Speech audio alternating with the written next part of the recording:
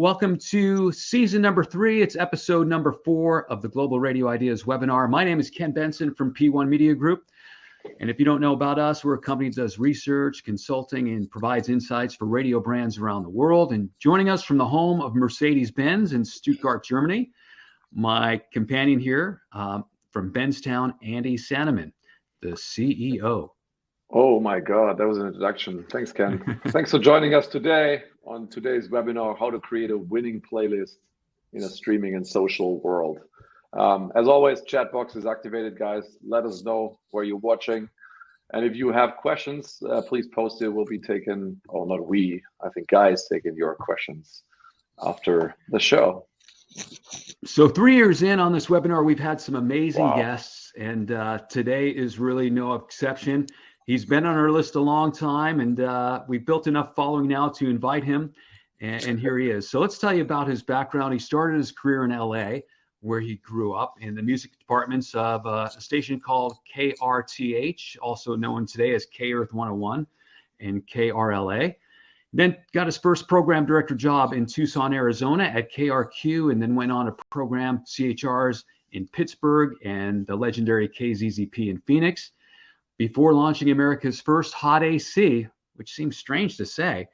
First hot AC, I guess there was a point, there was a first one, but Mix in Houston.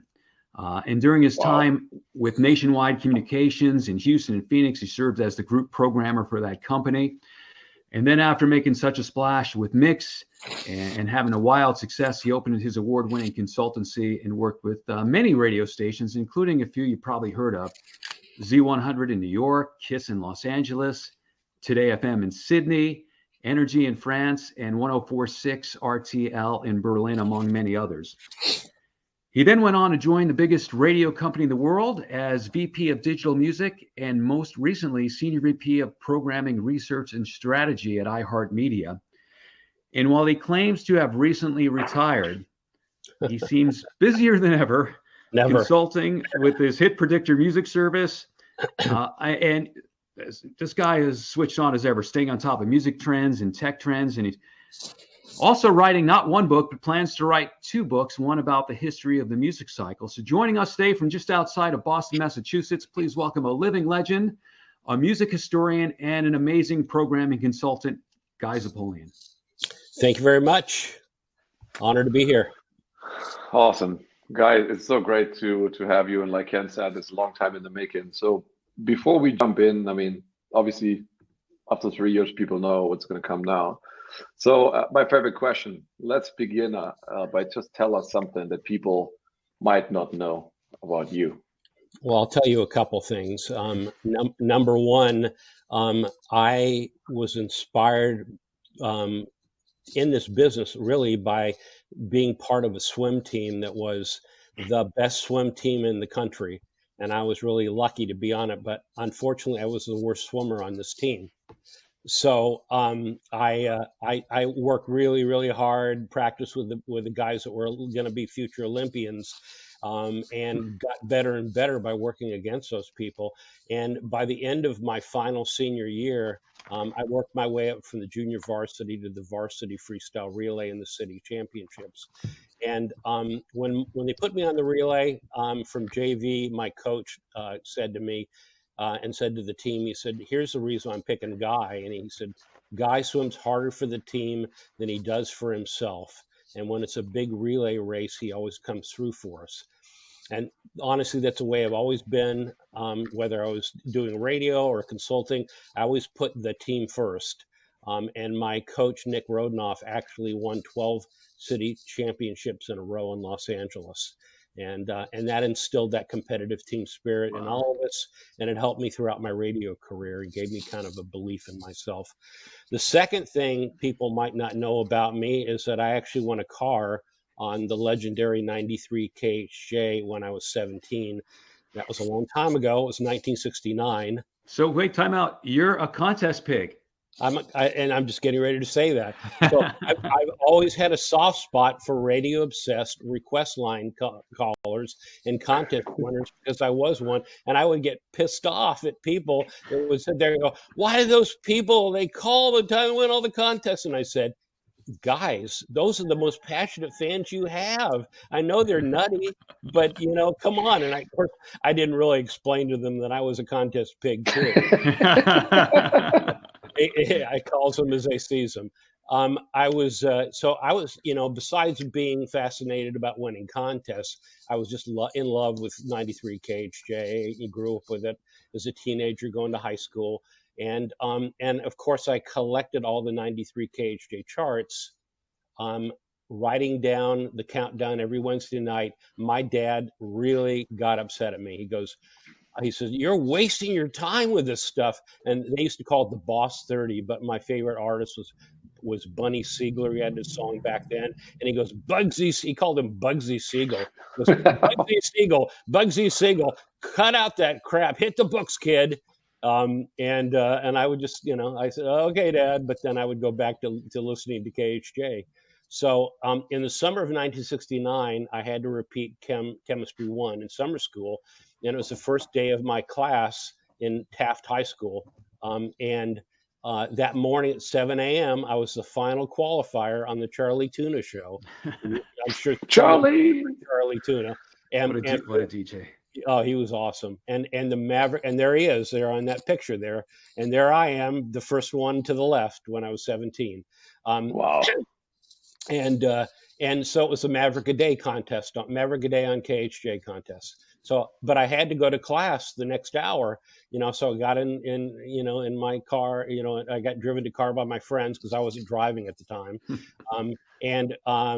And my dad and my sister said, "Well, we'll listen to the contest for you." And I said, "Okay." And I said, "But I think I'll be able to listen to who wins the contest." And I had my little transistor radio with me, and I sat in the back of the class.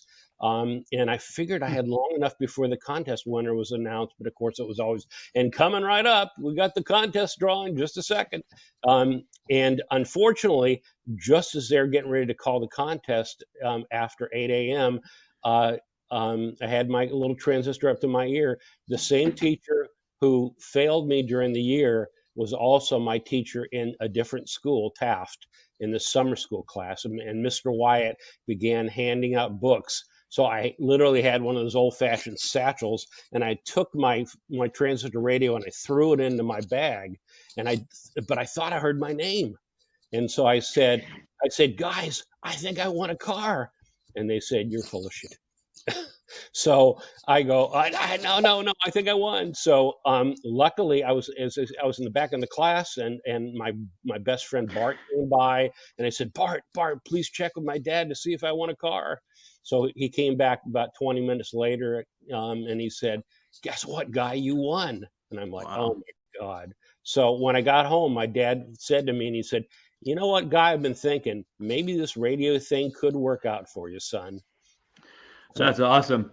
So that changed his whole thinking about my, my career that I wanted to pursue in radio. And he even had a legendary programmer write me a letter of recommendation later on. So yeah, wow. Thanks for sharing that. What a great story. And certainly radio worked out better than chemistry. So, so there's so much we're going to cover with you today. But let's set the stage by talking about some of the macro trends you're seeing and what they mean for radio. So, obviously anybody who's a student of the music cycle knows we're in the doldrums. And it's not only a bad doldrums, it's really the worst doldrums period for radio itself in history. Radio has the most competition in history. I'm going to tell you stuff we already know. Streaming platforms where listeners don't have to sit through a massive amount of commercials to get any song they want in their customizable playlists and pay a relatively small subscription fee, or on some platforms like iHeartRadio, it's completely free. And in the past 2 years, streaming platforms have even finally lifted the music discovery crown from radio, who owned it for years and years and years. However, radio still owns the image of best place to find the hits. So it's really impossible for radio to compete with those particular advantages.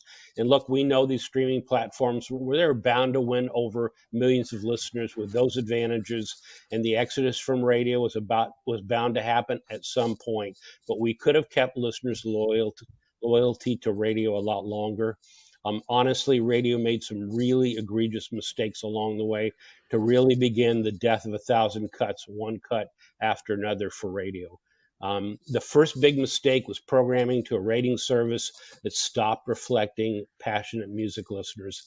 That happened in 1987 with the Workplace Diary here in the United States, where after the diary was the location was either car or home, they added the workplace and as a location for listening, and that for listening credit for radio, you could hear in the background, now, instead of truly listening to it. So all of a sudden, a workplace diary of 40 hours a week or more became worth 10 times as much or sometimes as much as 40 times the listening that a foreground long listening diary would yield. It no longer mattered if radio really consciously listened to that station, and it didn't really listen to the music, the talk, or even the commercials that they heard in the background. Suddenly, background formats like AC radio shot to the top of the ratings, and many top 40 and rock stations dropped from number 1 to 4th or 5th or lower even in the ratings. Sounds familiar.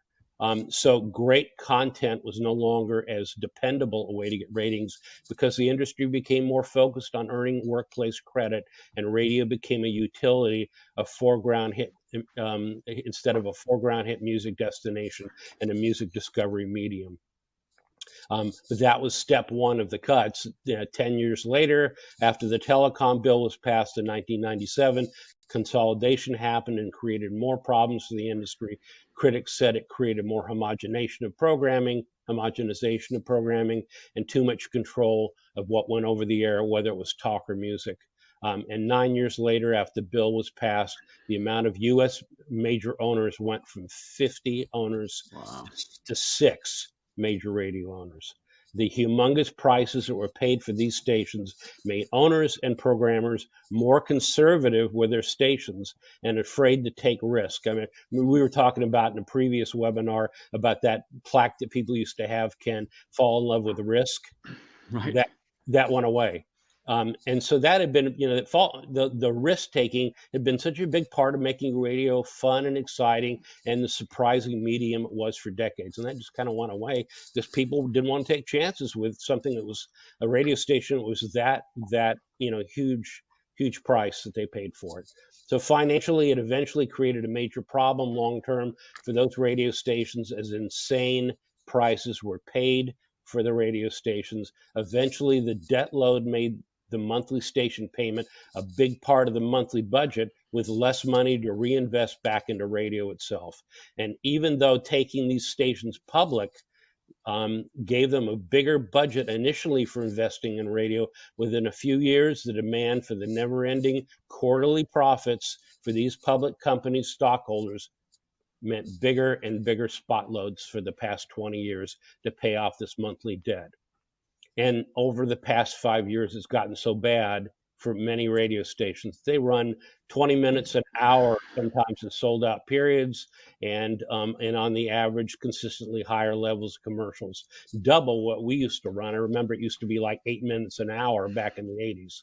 Yeah. So no wonder people went to other sources to make their own music collection rather than depending on radio for their favorite music. First, they went to cassettes on their Walkmans, then they went to files on Napster, then MP3s on iPods, and finally personal playlists on streaming services.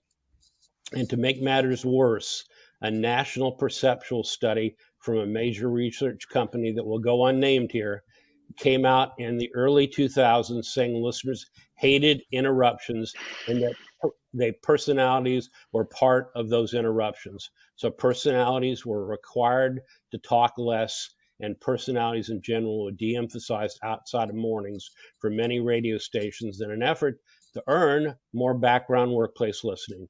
Huge mistake. If you keep trying to become a background medium, guess what? You will become it.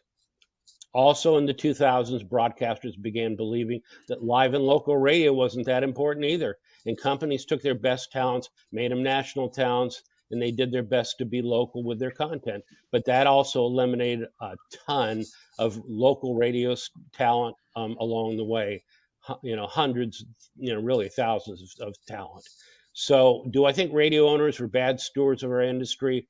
Yeah, in some cases, but the downhill slide became a fait accompli with the 1-2 punch of overpaying for radio, going public, de-emphasizing personalities, and focusing on being a background utility. So here we are. So Guy, Yeah. is it too late, or is there still time? What can and should radio do at this point? Well, you know about one of them. We'll get to it later, Ken, because you're doing it in Edmonton. But it's not too late for radio to correct some of these mistakes. And to use an overused expression, if you rebuild it, they will come back. If you want younger listeners to come back to radio, it requires rebuilding radio with a new generation of great communicators and great content and incessant interaction with listeners. But you have to get them where they live now. And that's on TikTok in small bites. It's on Facebook Live. It's on Instagram and on wherever the next generation of social media platforms is in the future. So radio obviously has always been and still is so great at creating compelling content. They just need to focus on current and former radio listeners on social media and then draw them back to your radio station where they can get even more of this great content. I'll talk about music the rest of my time here, but nothing, absolutely nothing is more important than rebuilding what radio was meant to be. And that's the ultimate personal companion medium with great personalities around the clock, kind of like what Ken is doing with Edmonton. And so importantly, finding a way to reconnect with those listeners one-on-one. As I just mentioned, Ken mentioned to me a few weeks ago, listed about 102.3 now in Edmonton, Alberta, Canada. And besides the engaging personalities around the clock, I absolutely love all the different little things that 102 now offers, like the clean website. I love the instant texting, the scrolling in real time on the website, and the social media interaction. And the morning show and every other personality does a great job of using those as well. Yeah, and Guy, just to let everybody know that's watching, we have confirmed that the group programmer and the originating programmer of Now Radio in Edmonton are going to share their story later in the summer, but they are going to come on, and they haven't done it. They haven't done this before, so it's going to be really the first time we hear it from the horse's mouth. And they've been #1 in Edmonton almost every single quarter for the last 11 years. So it's a remarkable story that really hasn't been shared until now. So. Well, that's a can't miss webinar for sure. I'll be back. So I kind of wanted to cover where the industry is right now. So I guess we need the next slide there. Yeah, there you go. And I actually have something even more recent than 2021, but it's about the same as 2021. And when you look here at the top 6 plus formats, you can see AC, country, classic hits. They're the top 3 music formats, and of course we know that overall radio listeners are getting older, 25 plus, 30 plus, and those formats you just mentioned are very heavily gold based. And that age group that I just mentioned generally has a greater interest in gold, and classic rock is part of it as well. So, that's what's going on, unfortunately, and it's not good for top 40. Next one. Yep, certainly. Top 40 ratings being so low is an indication that we're in the doldrums. And on average, you barely see many top 40 stations, top 7 in their market, and some are out of the top 10 completely. And when you look at the highs and lows even, and average that together, average together, the format was top 520 in 2021, but a decade ago it was top 3, and that's been a drop of 33% 6 plus, a drop of 29% 18-34 persons, and a drop of 16 plus 25-54 persons since 2011. So top 40 radio CHR has been going through a pretty rough period. It's shocking and scary when you see these numbers. Yeah, and Inside Radio did a piece yesterday, and it's even worse. Wow. Yeah, I mean it's a disaster. But on the other side, people get older and older. Ha ha ha. So we might have some tail end on the gold and on the AC format, Yeah. So one of the reasons why radio is in the shape it's in You know, we've talked about the non-music factors, which I personally think are the most important ones. But, you know, let's just look at the music for a minute.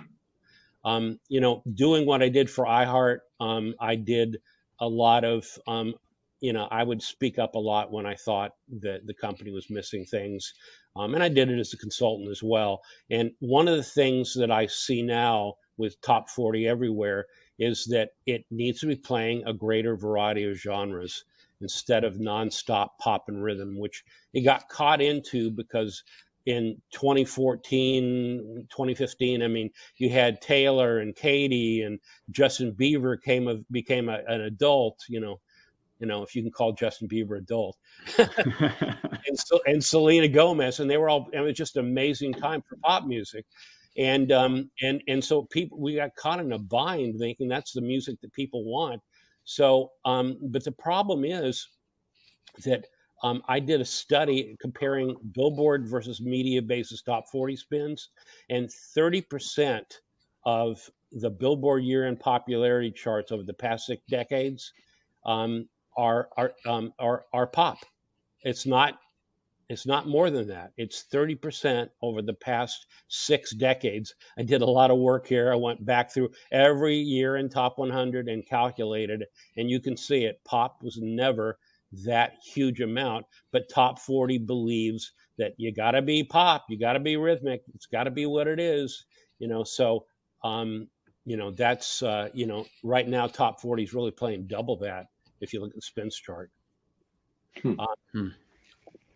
So let's see, I think next page, so if you see a comparison of Billboard's year-end charts versus MediaBase's top 40 year-end spins charts, you know, I've done a comparison here, and you can see the dramatic differences of music. You can see pop is a lot more than in top 40's airplay, and then Billboard's year-end, you know, charts where it's, you know, like I said, 30%. It's only 29% there. So you know, Billboard's, just to kind of go back, Billboard's year-end chart is still the closest thing to an indicator of the biggest, most popular hits of the year. You can see here that the top 40 spins for pop averaged about 60 to 65% during the last 4 years on the top 40 airplay chart on the bottom. That's a problem when you see on Billboard's chart, pop only averages 29%, like I said, the last 4 years. While we can all agree pop is the glue, and it certainly is. It's the glue for top 40. Keep it healthy. It allows you to put other genres in between them, so you don't have to go from one extreme to the other, genre-wise. You know, that's where pop's really important. But you know, it kind of gets in the way of top 40's primary mission, which is really to play the hits and play all the hits. And 60 to 65% pop is just too much. Right. You can see here, looking at Billboard over the last few years, that both hip hop and R&B, as well as country, as well as AC, gave us enough other genres producing hits. We didn't need to play that much pop music that weren't really the hits. You know, you can see here, hip hop is huge. Hip hop is 40%, and I'll get into that in a little bit. And you know, and country is bigger than it is on the top 40 spins, and AC is, you know, as well at times is bigger, and rock at times as well is bigger. Right. So Guy, looking at the chart here, I mean, top 40 for the last decade has always played more pop than made the Billboard year-end chart. But if we look back, you know, earlier in the decade, certainly pop on the year-end chart was at low 40s compared to now where it's 29%. We're playing almost twice the pop than is finding itself on the year-end chart, and that's a problem. Absolutely. And you know, you can go back before 2010, top 40 wasn't playing that much pop. Even back then, it wasn't playing that much pop. Right. So, you know, back in the late 2000s and the early 2000s, you had Nelly and more rhythmic songs. That those more rhythmic pop hip hop songs actually were a bigger percentage there, and that, you know, that kind of reduced the focus on pop music. So Here's another thing that's, if we go to the next slide, another thing that's interesting to look at is that look at the ratings back in 2011, 2012, 2013. Radio, and then you look at the genres. Radio back in that 2011 to 2013, 2010 to 2012 period, rather, was playing a greater variety. You don't see as much pop. You saw it in the 50s and even the 40s, and you saw the other genres take on a bigger role. And you look at the ratings. Top 40's ratings stayed just the same. They didn't drop. They were big, and that was the last doldrums period, but it wasn't a ratings doldrums top 40. It was a doldrums because all the other factors that make the doldrums were coming through. And the final thing I want to talk about is the duplication, which is a problem as well.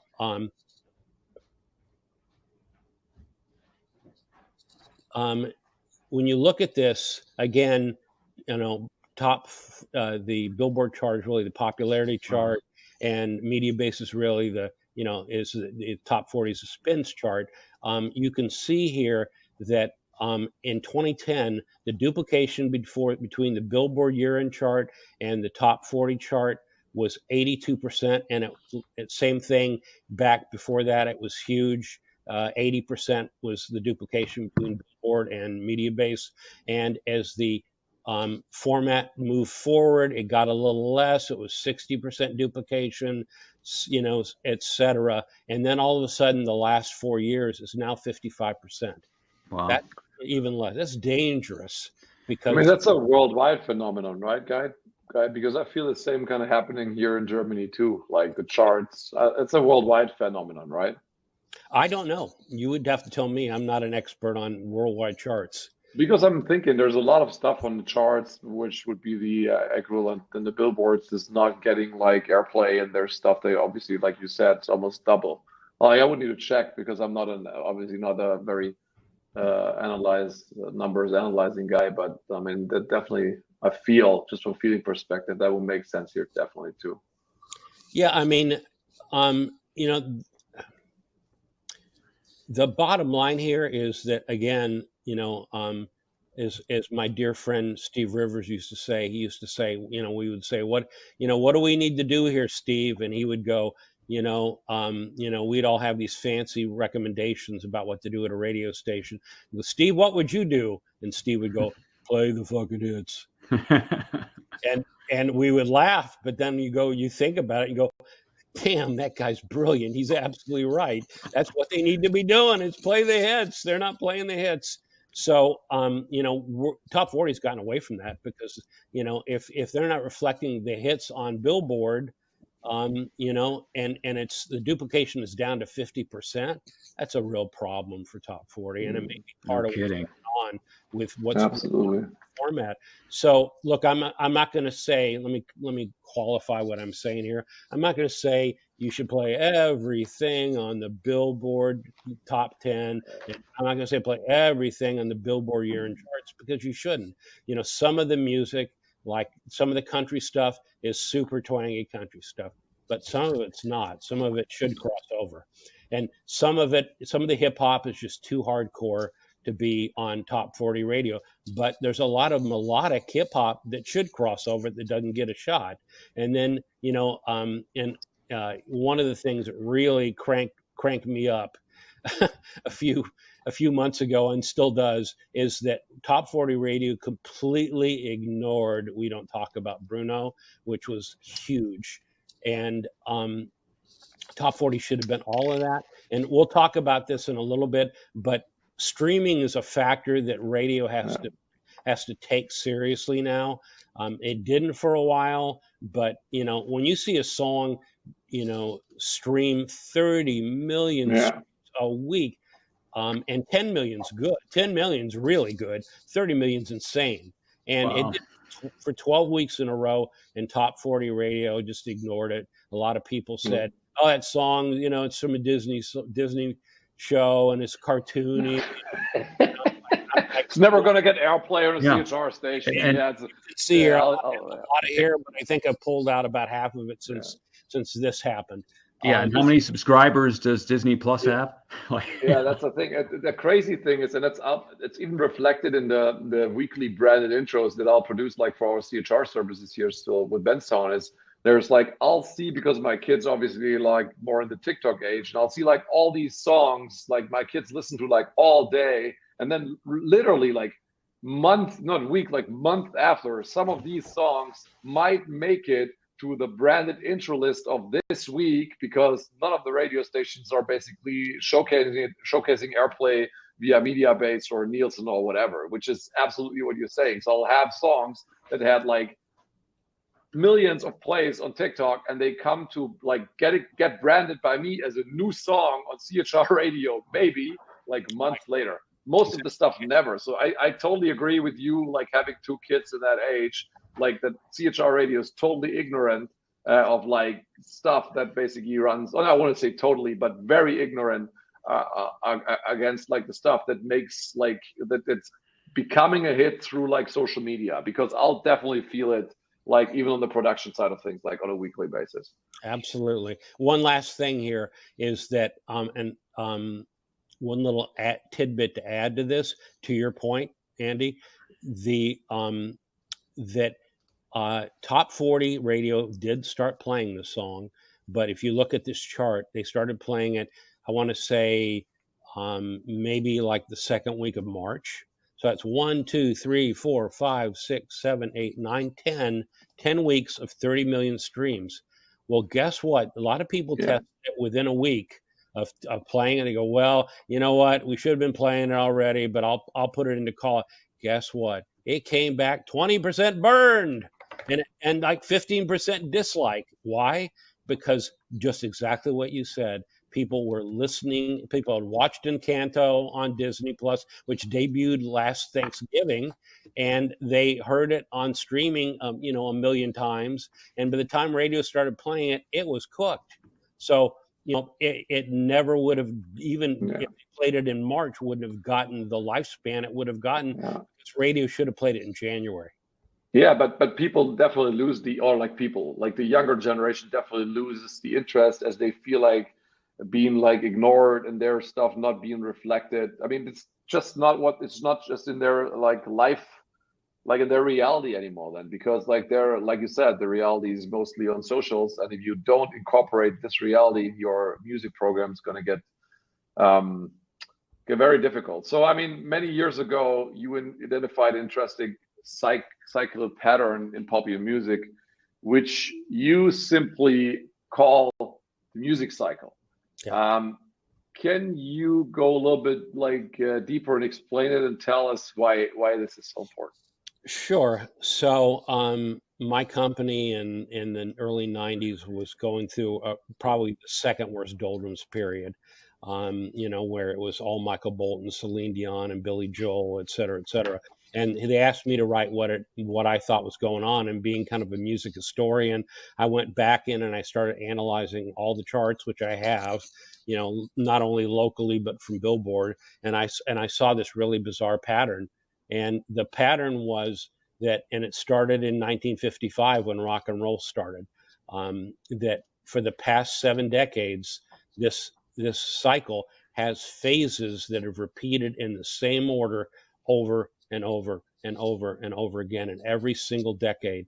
It's pop, and then pop, rock, and R&B, which are the 3 basic components of top 40 music. They also follow a pattern as well. The first phase is rebirth, where for top 40, where all those genres are very pop. Rock is pop, pop is R&B is pop, and pop is of course pop. Then after that, you get the more active listeners kind of get bored of all the pop music, and they want something different and cool. And that's what happens. And rock gets edgy, or R&B gets edgier, or they both get edgy at the same time, which has happened at times. And then top 40 kind of goes through a bad period of time, and so does music. where it's good for a while, but then what's happened in radio in top 40 is that owners freak out because they lose their adults when the music gets too edgy, and they get my 25 plus numbers back. Oh my God.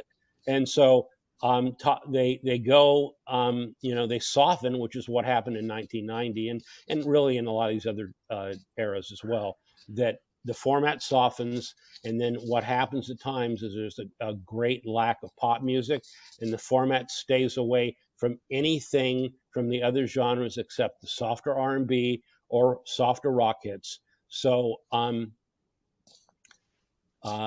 let's take a look at where we are now and view how similar the doldrums phases of the music cycle have been for the past 5 decades. Here's an example of what the doldrums have looked since 1980.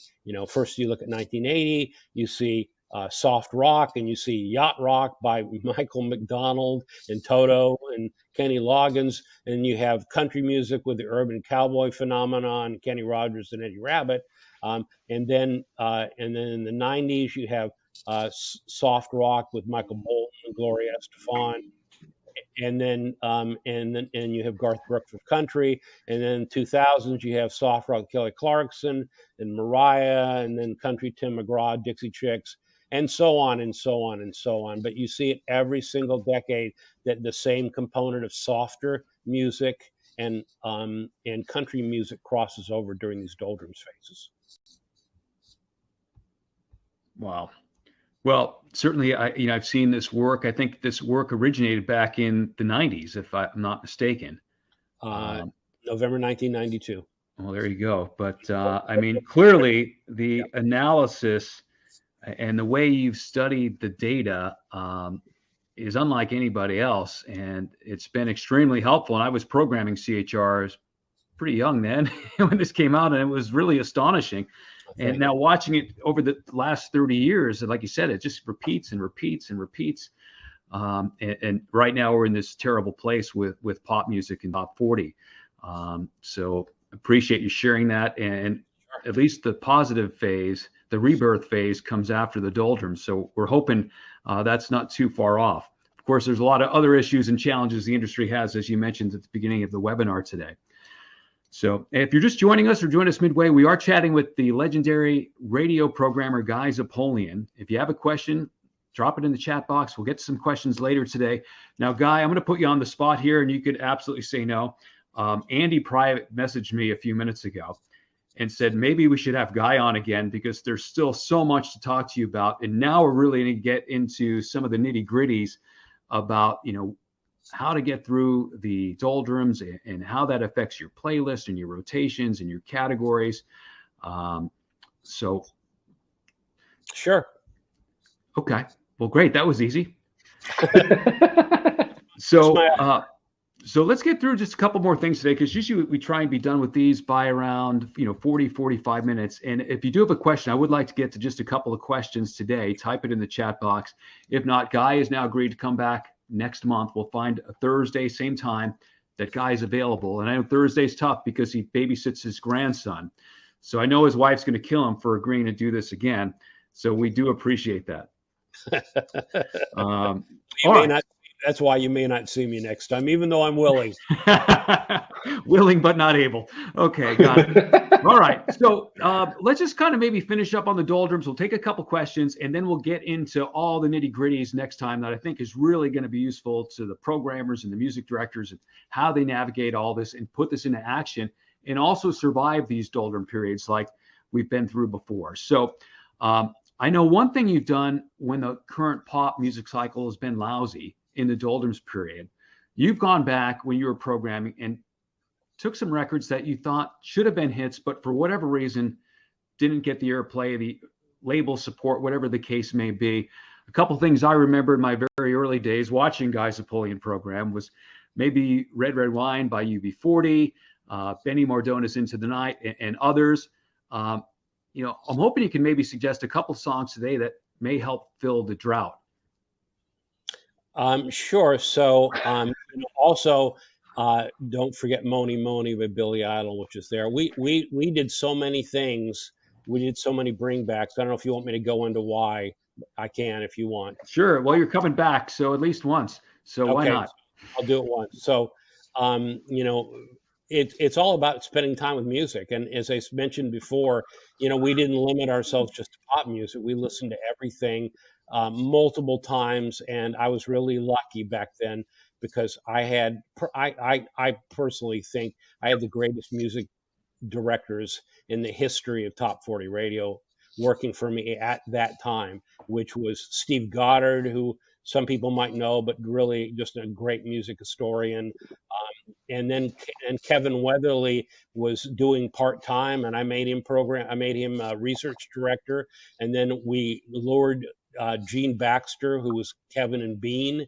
Gene Baxter, and he's a great music person. We lured him. We had K-Rock's Darcy Sanders, who's still involved very heavily in music, and we had Todd Fisher and Michelle Santasuso, who were also really, really great programming and music ears, you know. And back then we just didn't follow the charts. You know, we would actually wait if something was mediocre in our mind. We would wait till that song was top 20 or even 10. We didn't care what the label said. You know, it's a little different times, I know that, but we didn't really care. We did, you know, we would find better songs to play. So, go ahead. Sorry, Guy. Technically, would it not be possible, like, if you would do kind of like the same thing? And I know, like, that maybe it's a little bit too much out of the box, but if you go through TikTok, for example, and you see like the same song, like used for a specific kind of video, like all over and over again, you research the song, whatever, if you on Spotify, and then you'll decide, would that be a way of doing something like this maybe today? So let me tell you what So let me tell you what I did was we took a lot of chances because I had the best. I mean, I have good ears, and all these other people have good ears that I had, and it was a priority to hire those people to work for me.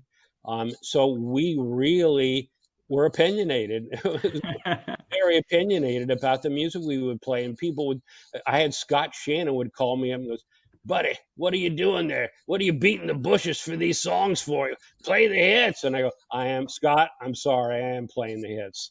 You know, but what we would do is we would find these songs, and, you know, whether it was a bring back like UB40, Red Red Wine, which, you know, I brought back in 1988 and it became a hit again, but we would play these songs or an album cut, and we had our own research department, and to your point, Andy, we would research them locally to see if those songs were hits. So those songs, you know, and that's how we did our rotations based on this, you know, just like today for a lot of people.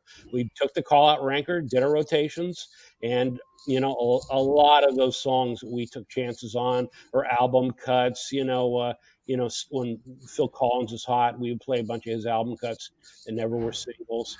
So, you know, that's how we were successful. And, you know, when our competition was playing a stiff, you know, or a song that was being worked on them by another another label, and we were playing one of those songs that we took a chance on, we had a higher hit quotient. Wow. That was one of our secrets to winning. So I'm going to embarrass Guy a little bit now. When I was a baby in top 40, Guy was part of this group in top 40 radio in the US, and they called them the Brat Pack. Mm-hmm. Because you guys would work together to pull some of these records out, and all of a sudden they'd be on in 6 or 7 markets. And I remember used to go on, you know, radio conferences back then, and you'd see that kind of Brat Pack move around, and they were some pretty cool guys, at least guys I looked up to. So, and certainly you guys brought back a lot of hits that we all played and helped get through those terrible times in the late 80s, early 90s after the whole hair band thing kind of crashed, and we were left with nothing. Yeah, so, Brian Thomas, Steve Perrin, Kingston was part of it. I think who else was part of it? There was a few other people as well. Mike Preston, but people with good ears, and everybody supported each other, because when one of the stations had a hit with a song, the other one would support it and take it, and those songs came through for them as well. Right. So, Guy, first off, thanks for agreeing to come back. There's so much more we're going to get to in the next episode, which is great. I do want to take just a couple of questions, and next time we'll leave more time for questions as well. So if you join us next month, we'll pick a Thursday when Guy can get out of babysitting for an hour to finish us off. But the first one comes from Rico Garcia. Do you think this hyper focus on pop music for CHR is a long-term consequence of consolidation, forcing companies to create cluster strategies? For example, the CHR is pop dominated to own that music, and they let the rhythm CHR down the hall take the hip hop. Yes, Rico, I think part of it is, but it's not as it's not as cut and dried or black and white as that, for sure. But yes, I mean, no question. There was that mentality, and I remember sitting there arguing with people. I work with the hip hop stations. Was very close to those guys at iHeart, and we talked about that. And one of the people, Thea Mitchum, which is brilliant, would always get on everybody's case and say, "Well, you should be playing this Justin Bieber song. It's people love it, And so, you can get caught up in your box and not play genres you should be playing. But I mean, yes. So we're definitely caught up in this pop and rhythm thing. And, luckily the Dan and Shay country songs, the Imagine Dragons from rock, and Glass Animals, Heat Waves, those, thank God people are taking chances on playing those, but they had to force their way through, and some smart programmers gave them a chance and played those songs. But, it's a challenge for sure for the format. Well, I think also too, the cluster strategy is also not necessarily the best listener strategy. They're not in those defined boxes that we like to sit, in the office or the boardrooms and say, okay, you take this, you take that, you take that. So yeah, that's a great point. So I do want to ask one other question, and perhaps you might need to think about this for part 2, because I think it's a big question. It comes from Mike Moore in Atlanta. What 5 things can radio do to turn around the ship? Oh boy.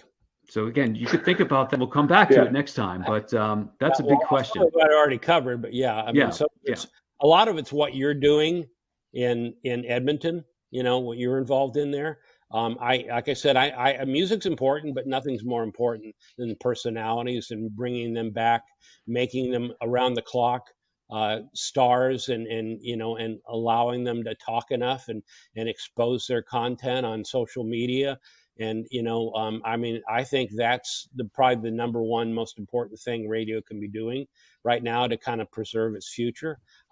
One quick thing, it makes me laugh when people are de-emphasizing personality, because Moon and Stacy was this great afternoon show that did better than the morning show at KS95 in Minneapolis, and it was sitting there right in front of people's faces when they were saying de-emphasized personalities, and they basically did an abbreviated morning show, and afternoon drive and were huge, and it's a reason why that station is still huge. So, you shake your head sometimes. Right. All right, so just want to point out a few things we're going to get to next time with Guy that we didn't get to today. So one is, I mean, we're going to talk about tools that you need to bring to your weekly playlist meetings, because they've changed and the emphasis has changed, and some things that were important are no longer important and others are. So we'll really get into that. We're going to get very granular, if it hasn't been granular enough, as far as playlist design, rotation, categories, spins. All this has changed. And Guy's going to share his expertise and recommendations on what to do, and so much more. Of course, if you have a question for Guy, you can email it to us or post it in the chat box. We'll add that. We're going to talk about imaging. We're also going to find out about Guy's 2 books and what he's writing about and what he's going to leave behind as part of his amazing legacy, and more. So, Guy, thank you so much for being here today. We do appreciate it. My pleasure. And if you're watching or missed some of this or want to watch some again, I know we shared a lot of details today in the graphs. A video will be posted by tomorrow on the P1 Media Group site, the Benztown site. It'll be on our social channels. Guy will have it too. Exactly. If you want to get a hold of Guy, he can be reached at G Zapoleon at AOL.com. And I also suggest, if you're not familiar with Hit Predictor, the service he does for the labels, where they pre-research songs to determine their hit potential. It's definitely worth checking out. That's at hitpredictor.com. Actually, that's at hitpredictorcharts.com. Hitpredictorcharts.com. Thank you. Thank you. Thank you so much. Guy, thanks again for your time today. We look forward to chatting with you again in a few weeks' time. And most of all, thanks everybody for watching. And again, if there's questions, feel free to get in touch with us. Laura, thank you for producing. She's subbing for Suzanne today, who's on holiday. And we'll see you guys again in a few weeks for part 2 with Guy Zapoleon. See you soon. Thank you so much, Guy. You bet. Thank you. Thank you so much, Guy. It was a pleasure. Thanks, Guy. Andy. Thank you, Ken. Bye.